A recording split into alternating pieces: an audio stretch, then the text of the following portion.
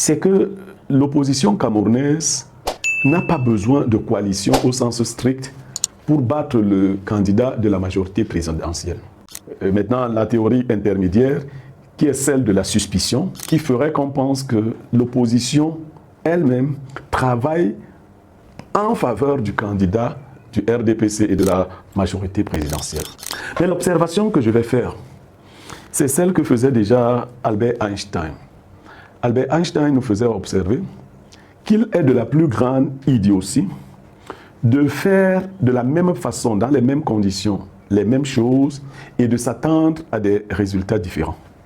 Mais pour l'opposition, elle est coûteuse. Elle s'estime en milliards de francs. Les gens ont dit que j'ai fait des revirements, j'avais dit que Kanto ne pouvait pas gagner, ensuite j'ai dit qu'on devait laisser Kanto compétir. Bonjour chers membres de ma communauté, bonjour à tous les Camerounais, les non-Camerounais, les Africains, à toute la diaspora camerounaise, bonjour au monde entier. Ce jour, nous sommes le samedi 20 septembre, samedi 20 septembre de l'an 2025. Nous avons programmé un direct ce jour, à la suite du précédent direct qui a eu lieu le samedi 13. Le précédent direct portait sur le nationaliste Ruben Oumniobé. Celui d'aujourd'hui porte sur la possible coalition de l'opposition camerounaise. C'est une problématique qui nous a semblé très importante. Importante parce que nous sommes à une échéance, à un moment décisif de la vie politique camerounaise. Au cours du direct, vous comprendrez pourquoi je pense que c'est un moment décisif de notre vie politique, mais de notre vie tout court, parce que la politique, c'est tout et rien finalement. Tout est politique. Un penseur disait, les problèmes politiques sont les problèmes de tout le monde et les problèmes de tout le monde sont des problèmes politiques. Nous sommes donc à un moment très important de notre vie et de notre vie politique. J'ai choisi ce thème, il faut en indiquer le cadre explicatif ou bien le cadre de justification. Qu'est-ce qui justifie qu'en ce moment-ci, nous soyons amenés à parler d'une possible coalition de l'opposition camerounaise? Ce qui justifie ce thème, c'est bien parce que les échecs répétés de l'opposition ont ouvert la voie à un certain type de jugement, à un certain type d'assertions qui sont devenues des sortes d'aphorismes. Au niveau des médias classiques, interdiction nous a été faite de poursuivre les débats à caractère politique à partir de la date du 27 septembre. Donc, dès samedi prochain, tout débat politique sera interdit sur les médias classiques. Ce qui, de notre point de vue, nous semble une grave restriction des libertés individuelles, notamment de la liberté d'expression. Mais là n'est pas l'objectif ou la raison du présent live. Le présent live nous permet d'entrer au cœur d'une problématique qui est devenue assez clivante. Vous avez tous suivi, il n'y a pas de longtemps, un journaliste qui a traité l'opposition camerounaise de la plus bête d'Afrique. Cela nous a choqués, parce que nous sommes Camerounais. Cela a touché notre ego, notre amour propre. Mais cela ne suffit pas que nous soyons choqués. Faudrait-il encore que nous y répondions avec intelligence? La seule preuve que vous pouvez apporter, si l'on vous dit que vous êtes incapable de marcher, c'est de vous mettre en mouvement. De marcher, effectivement. La preuve par l'exemple. Alors, notre opposition est donc à un moment important, et le peuple avec. Les différentes théories autour de la possible coalition de l'opposition camerounaise nous amènent, en tant qu'acteurs de la société civile, en tant que personnage médiatique qui jouit, nous l'espérons, grâce à vous d'ailleurs, d'une certaine audience, d'une certaine notoriété, nous pensons avoir le devoir de nous prononcer en ce moment fatidique. Quelles sont les théories qui sont mises en jeu? La première théorie la plus répandue que nous suivons, c'est que l'opposition camerounaise n'a pas besoin de coalition au sens strict pour battre le candidat de la majorité présidentielle. Première chose. Et observez que je n'ai pas dit le candidat du parti au pouvoir. J'ai dit le candidat de la majorité présidentielle. Qu'est-ce que ça suppose? Ça suppose que le parti au pouvoir a déjà, lui, des alliés. Vous connaissez entre autres des groupes politiques tels le G20. Vous pourriez minorer certains de ses membres, mais là n'est pas la problématique.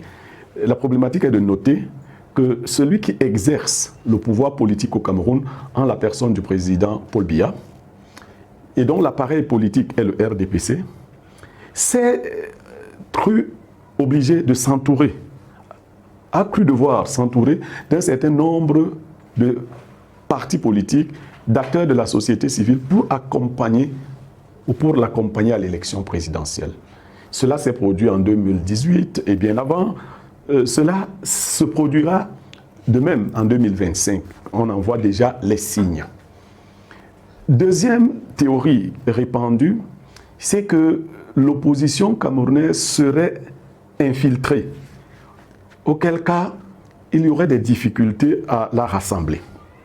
C'est également une théorie dont nous avons largement suivi les échos. Nous la mettons encore d'un côté. Et la troisième théorie, c'est que pour battre le président actuel, l'opposition camerounaise a besoin d'un minimum de consensus autour de grands partis politiques. Du moins, les partis dont le socle populaire est suffisamment représentatif. Nous allons rentrer dans cette mare qui nous apparaît comme une mare au crocodile et essayer de démêler les chevaux. Que nous inspirent ces différentes théories?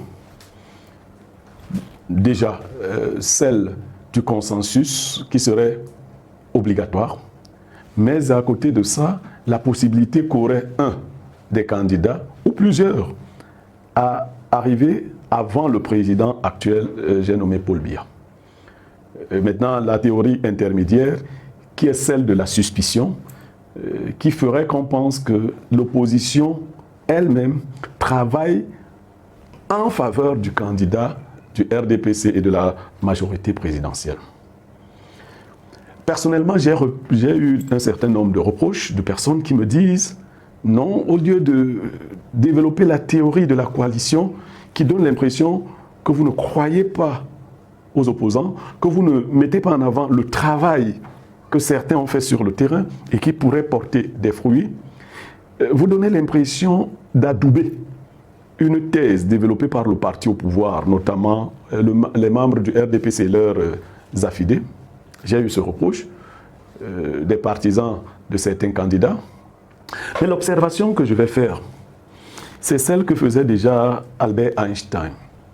Albert Einstein nous faisait observer qu'il est de la plus grande idiotie de faire de la même façon, dans les mêmes conditions, les mêmes choses et de s'attendre à des résultats différents.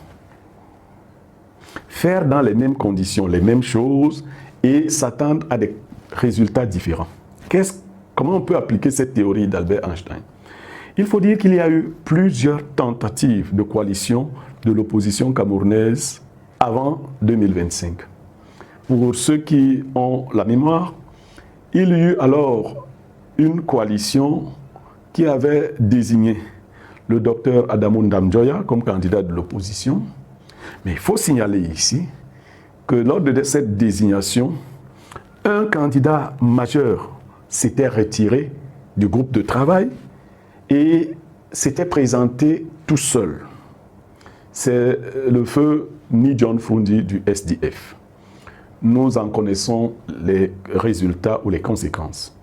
Je ne suis pas encore en train d'aborder, ou je ne veux pas aborder d'abord ici la question de la fraude électorale. C'est subsidiaire. J'aborde la problématique de la coalition en vue d'indiquer sa pertinence.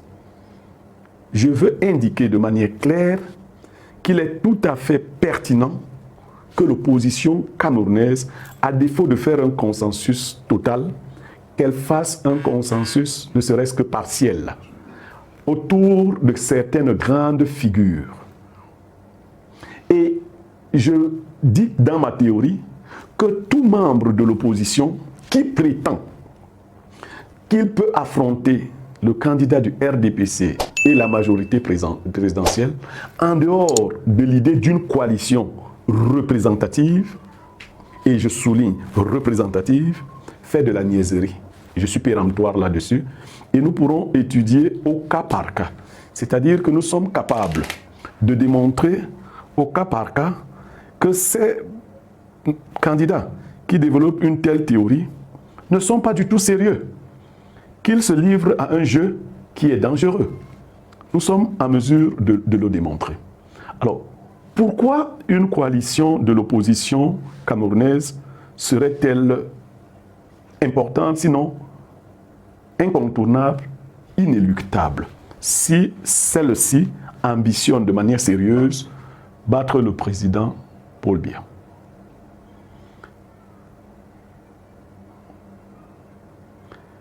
Nous pensons que l'opposition camerounaise a été suffisamment discréditée ces dernières années, du fait d'un certain nombre de pratiques qui lui sont propres, mais également du fait de la machine qu'elle a en face d'elle. Rappelons ici que l'élection présidentielle, la toute première élection présidentielle démocratique au Cameroun, en 1992, avait connu des résultats serrés. Serrés entre l'opposition camerounaise en général et le président Paul Biya. Mais il faut préciser ici que du point de vue des chiffres, l'opposition camerounaise, je dis bien l'opposition, avait gagné l'élection de 1992. Qu'est-ce que ça signifie? Ça signifie que l'opposition est capable de battre le parti au pouvoir. Et je répète ici qu'en cette année-là, lorsque vous prenez les chiffres déclarés, le président Paul Biya avait été en dessous des 50% des suffrages valablement exprimés. Mais comme nous avons une élection présidentielle à un tour, à la majorité simple, il avait donc gagné l'élection. C'est l'unique fois où le candidat du RDPC avait été battu par les chiffres de l'opposition réunis. Et cela ne s'est plus jamais reproduit. Depuis lors, les résultats successifs du président Paul Biya se sont placés au-dessus de la barre des 50% à toutes les autres élections présidentielles. Et la dernière, celle de 2018, lui a conféré à peu près 71%. Alors, c'est là que se trouve notre théorie. Nous allons la combiner avec la théorie de la fraude électorale. La fraude électorale se pratique de plusieurs manières, mais deux manières vont retenir notre attention. La première fraude, de notre point de vue, c'est la dépolitisation de l'électorat camerounais. L'idée que vous n'avez pas besoin de participer, de voter. Et les chiffres sont alarmants relatifs à l'abstention électorale au Cameroun. Pour ne prendre que la dernière élection, sur plus de 7 millions d'inscrits, moins de 3,7 millions se sont rendus effectivement aux urnes et se sont prononcés. Et il faut dire que d'après ces chiffres, le président Paul Biya a obtenu à peu près 2,5 millions de votants. Il a donc largement battu les candidats qui s'opposaient à lui, selon ces chiffres. Mais qu'est-ce que nous observons? Nous observons qu'une grande frange des électeurs n'est pas allée voter. Et pourquoi n'est-elle pas allée voter? Premièrement, parce qu'on lui dit que les dés sont pipés, que tout est gagné d'avance, première chose. Mais deuxièmement, et c'est là que notre problématique trouve tout son sens, parce que les Camerounais se disent, dans la majorité des cas, qu'ils ont besoin que l'opposition leur propose une figure majeure autour de laquelle ils puissent se regrouper. Et tant qu'ils n'ont pas cette figure, ils ont tendance à refuser, à s'abstenir de voter. Et cela fait les bonnes affaires du parti au pouvoir, qui use d'autres techniques, mais ce n'est pas d'elles dont nous parlerons tout de suite, Et cela draine un certain nombre de personnes hors du circuit du vote.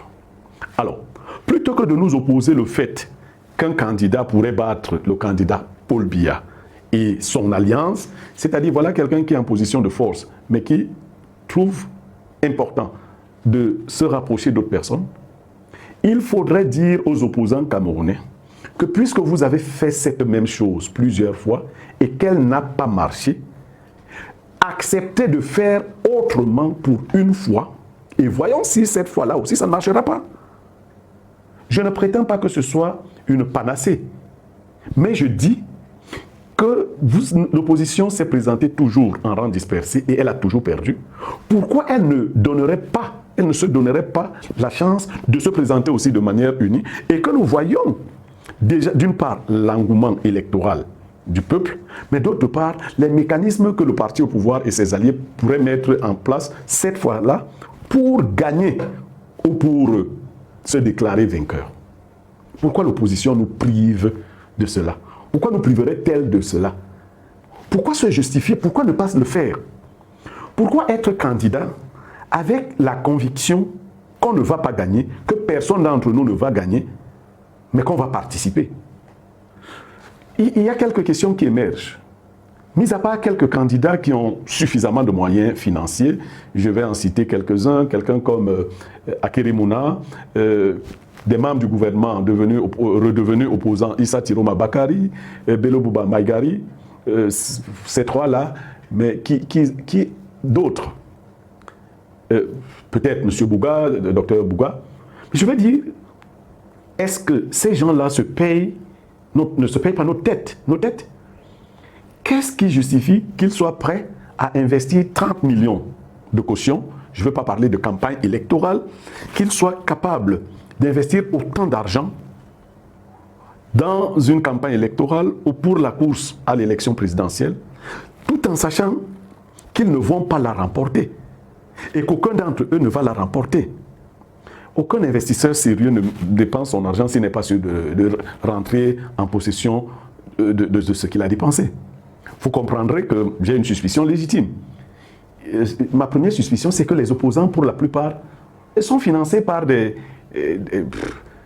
circuits obscurs. C'est-à-dire que, d'après mes sources, certains opposants reçoivent l'argent pour être candidats et même pour battre campagne, juste pour faire obstruction à l'opposition en général. Ça, j'en ai la conviction. Et vous les découvrirez à leur discours. Ils semblent sérieux quand ils parlent, parce que pour certains d'entre eux, c'est des tribuns, c'est des très bons parleurs. Mais à la vérité, on se rend compte qu'ils agissent dans le sens d'émietter les possibilités de victoire de l'opposition. Et ils vont se dire, nous avons déjà beaucoup travaillé sur le terrain, d'autres n'ont pas travaillé, ils veulent récolter là où nous avons semé. Comparaison n'étant pas raison, allons quand même, toute chose pouvant être rapportée à autre chose. Que peut-on dire du travail de terrain qu'aurait fourni quelqu'un comme Diomaye Faye, actuel président du Sénégal? Moi, je crois au destin des hommes. Pourquoi ne pensez-vous pas qu'un homme puisse surgir de nulle part, quelqu'un qu'on n'attendait pas, et qui vienne à être le candidat de l'opposition et gagne une élection? Pourquoi pensez-vous que ce sont ceux qui ont travaillé, entre guillemets, que la course appartient aux plus vifs, que ce soit ceux qui ont travaillé, et on verra encore de quel travail il s'agit, qu'ils soient réservés d'être candidats ou d'être présidents? De mon point de vue, cela manque de hauteur, cela manque de spiritualité, cela manque de charme. Il y a quelque chose d'inédit, d'imprévisible dans un moment historique important comme une élection présidentielle. Pour autant que les acteurs aient la hauteur nécessaire pour permettre l'éclosion de cet homme-là qui peut porter vos espoirs. Et je suis sûr que cet électrochoc serait de nature à déstabiliser le parti au pouvoir et ses alliés. Et je crois que, le sachant donc, le parti au pouvoir et ses alliés ont pris la précaution de se fabriquer des opposants de convenance, qui sont même présentés comme les plus poignants, les plus virulents, les plus agressifs, les plus présents. Et ces gens qui ont été fabriqués par les officines du parti au pouvoir ont été donc injectés dans le milieu de l'opposition pour y infuser ces idées et ces théories dont nous venons de parler. Leur rôle central est de s'assurer qu'à terme, l'opposition se présente de manière disparate et que la théorie développée trouve son explication. Parce que pour le parti au pouvoir, le RDPC et son champion, il leur est plus facile d'affirmer une victoire contre une opposition disparate que d'affirmer que le candidat du parti au pouvoir a été capable, lui tout seul, de battre un candidat représentatif au sein de l'opposition. Cela leur est plus difficile à démontrer. Et je sais de quoi je parle. Alors, ils ont donc préparé de faux opposants qu'ils ont injectés dans la vie politique. Et vous les reconnaîtrez à leurs fruits, à leur comportement, à leur refus, à leur arrogance. Ils sont arrogants, ils sont sûrs d'eux. Alors que les chiffres sur le terrain, l'observation la plus plate, permet de voir qu'ils ont dégringolé dans l'appréciation que le peuple leur accordait, dans le crédit que le peuple leur accordait, que ce soit dans leur bastion ou alors du point de vue de l'observation nationale.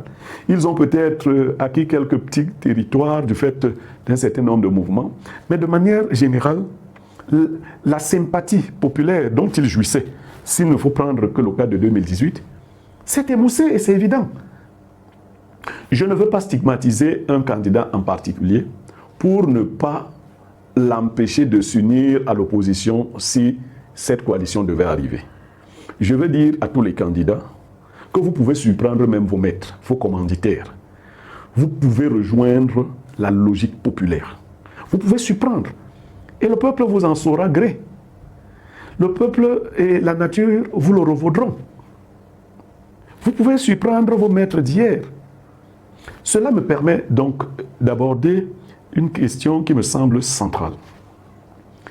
Comment une coalition, à quelques jours du vote de l'élection présidentielle, est-elle possible? Oui, elle l'est, mais comment? Je vous dis, elle est possible. Elle est possible, d'autant plus que la campagne électorale n'est pas encore ouverte. Les bulletins étant imprimés, d'accord, tous les bulletins seront dans les bureaux de vote. Mais là n'est pas le problème.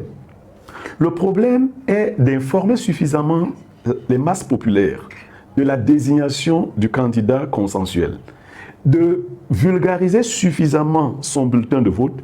Les Camerounais ne sont pas si bêtes que ça.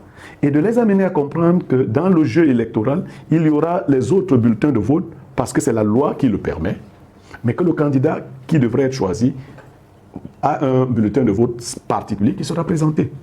À côté de cela, la campagne électorale ouverte, tous les membres de la coalition devront faire partie de l'équipe de campagne.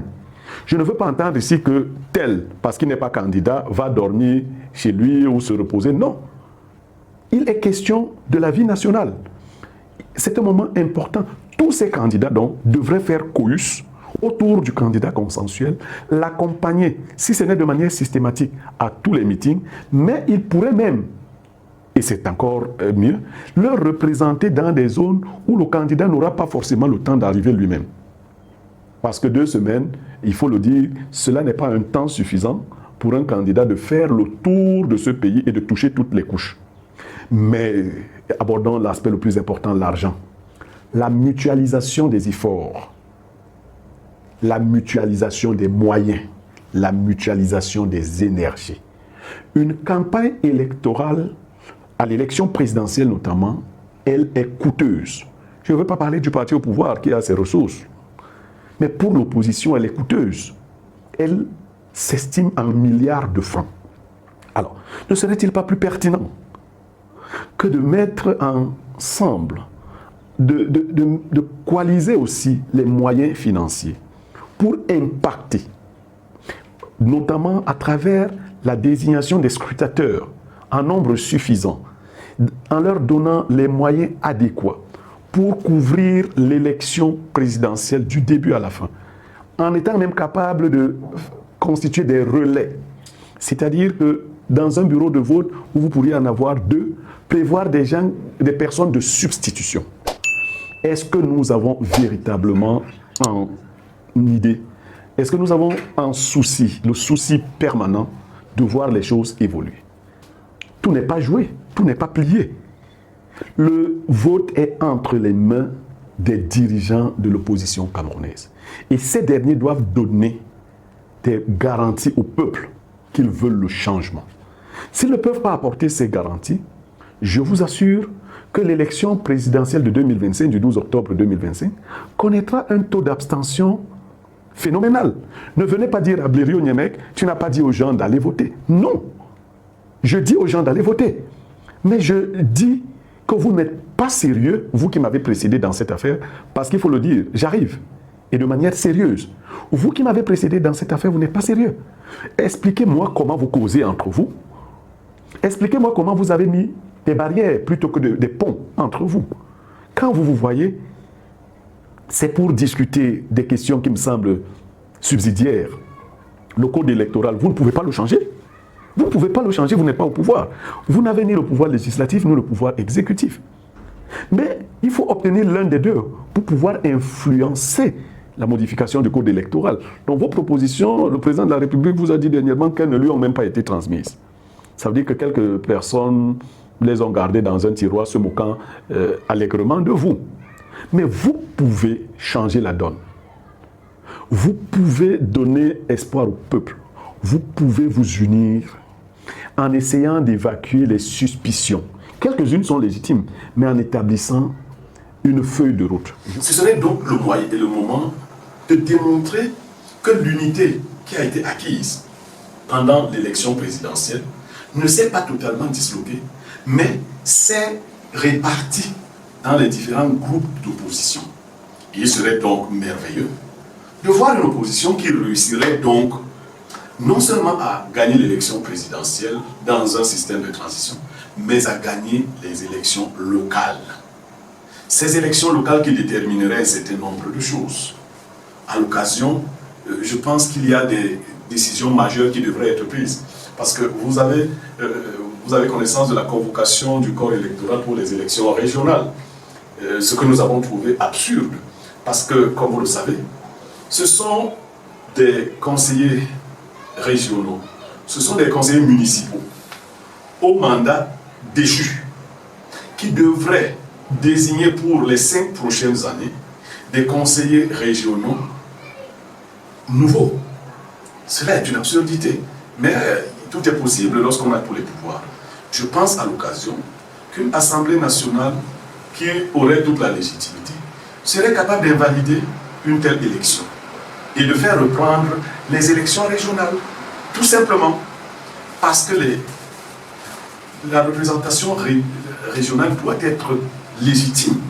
On ne peut pas continuer de fonctionner dans le manque de légitimité. Il faut bien régler cette question. Donc, si nous devons nous résumer sur la question de la coalition, nous disons qu'il est impératif, il est impérieux, il est inéluctable pour l'opposition camerounaise. Si elle veut se comporter de manière sérieuse et convaincante, il est impératif de s'organiser autour d'un candidat de grand consensus. Nous disons que cela aurait pour résultat de provoquer au sein de la population un électrochoc. Donner au peuple ce qu'il n'a pas eu jusqu'à présent. C'est le peuple qui l'exige. Il dit, donnez-nous ce que nous n'avons pas encore eu. Et ce que le peuple n'a pas encore eu jusqu'à présent, c'est un candidat de large consensus. Donnez-le lui et posez-lui donc le défi. Mettez-le à l'épreuve. Ne vous justifiez pas. Ne cherchez pas des faux fuyants en disant non, nous avons beaucoup travaillé.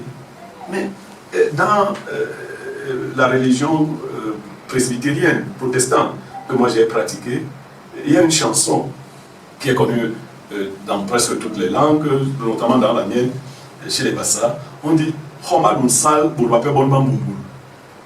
c'est d'autres qui récoltent là où nous avons travaillé. Et la chanson est d'autant plus pertinente qu'elle ne s'arrête pas là. Elle dit, les gens se souviendront de nous par les œuvres que nous avons accomplies. Et la grande œuvre que vous aurez accomplie sera d'avoir tué, le verbe tuer, d'avoir, le verbe taire, vos égaux, et d'avoir mis en avant le désir du peuple. Ce serait la grande œuvre que vous aurez accomplie et dont le peuple se souviendra. Et donc, vous serez bénéficiaire vous-même. Parce que vous aurez réussi à briser le signe indien. Il y a quand même un signe indien qui pèse sur le Cameroun. Voilà un peuple qui n'a pas trouvé une formule depuis 92, notamment, donc 31 ans. 92, c'est 33 ans. N'a pas trouvé de formule pour pouvoir battre le président Paul Biya, qui pourtant, 10 ans seulement après son accession à la magistrature suprême, était prêt à quitter le pouvoir. Parce qu'il faut le dire, le vent de démocratisation des années 90 a culminé à l'élection de 92. Et Paul Biya n'avait que 10 ans au pouvoir. Venu en 82, 92, ça faisait 10 ans. Et à ce moment-là, je me rappelle encore quelques grandes figures de l'opposition, des gens comme Augustin Frédéric Kodor, des gens comme le bâtonnier Charles Tchunga, dans une presse où, notamment le Messager, je sais c'est bon de moi, ils avaient dit, si le président Paul Biya ne quitte pas, nous irons le chasser. C'était en 92, il n'avait que 10 ans de pouvoir.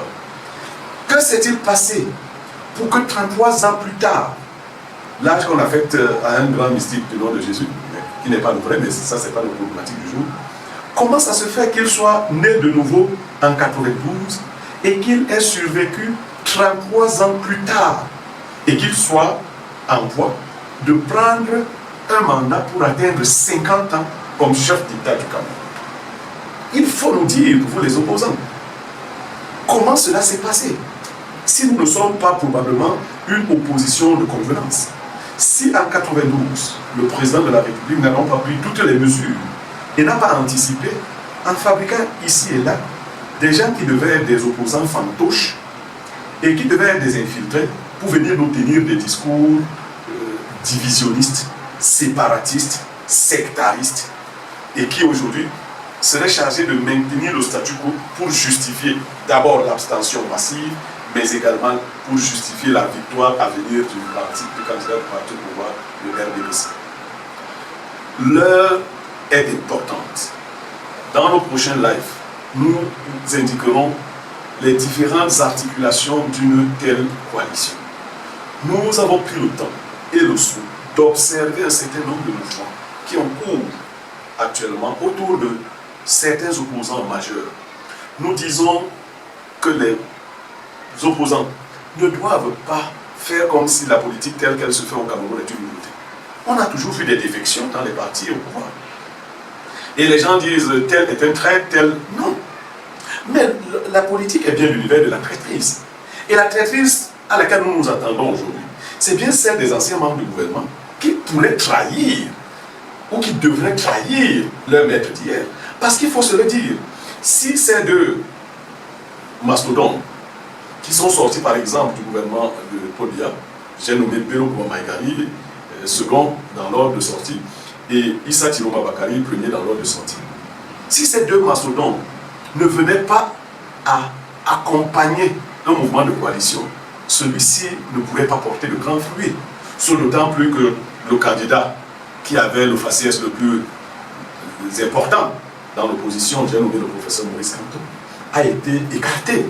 Vous connaissez mon point de vue là-dessus. Les gens ont dit que j'ai fait des revirements, j'avais dit que Kamto ne pourrait pas gagner, ensuite j'ai dit qu'on devait laisser Kamto compétir. Mais il faut-il que je vous rappelle tout le temps que moi je suis un prof de logique et je ne suis pas dans les micmacs. Dire que Kamto ne pourrait pas gagner l'élection présidentielle et dire qu'on devait laisser Kamto conquérir et compétir ne sont pas du tout, ne sont ni contradictoires ni contraires. C'est bien parce qu'il ne pouvait pas gagner que vous auriez dû le laisser compétir pour évacuer toute suspicion. Mais là est une autre question de manipulation que vous faites. Personnellement, je n'ai pas approuvé la manière cavalière avec laquelle on l'a évacué et qui était même programmatique, qui était même programmée. Mais il lui reste, et il est tout à fait disposé de par ce que j'ai entendu dire ici et là, il lui reste une carte dont il dispose, et qui n'est pas une carte égoïste, qui est une carte qui révèle, qui devra révéler sa hauteur, sa grandeur d'esprit. Et je crois qu'il en a.